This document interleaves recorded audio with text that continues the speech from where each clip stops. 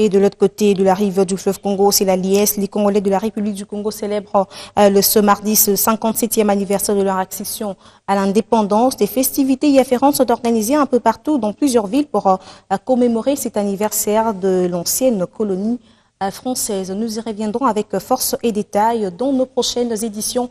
Depuis que la sonnette d'alarme est tirée sur l'importation et la commercialisation des tilapias, les commerçants de ce type de poissons murmurent, les uns surpris de cette décision du ministère du Commerce extérieur. Les autres avertis ont déjà constaté le refus d'achat des tilapias par certains clients alertés comme si cela ne suffisait pas. Hors de tout entendement, certains demandent la levée de la dite décision. Nos reporters étaient sur le terrain. Suivi.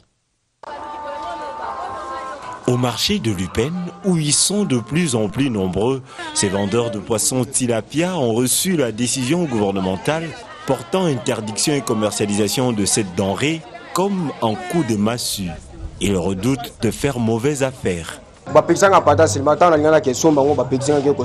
On m'a interdit de les acheter au marché de Selembao. Et même dans les chambres froides, on me fait savoir que c'est sur décision de l'État. Je continue de vendre, seulement je suis en rupture de stock. Je ne savais pas que l'État avait interdit cette vente. Même inquiétude partagée par les consommateurs du tilapia à Kinshasa. Ça fait déjà 2 semaines ou bien 3 semaines. Cela fait 2 semaines que nous ne le retrouvons pas sur le marché. Nous, acheteurs, ne pouvons pas savoir si cela peut porter atteinte. En interdisant l'importation, les vendeurs auront aussi du mal à épuiser leur stock.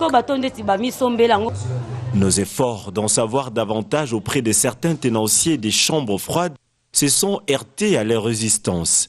Ils craignent, disent-ils, de représailles.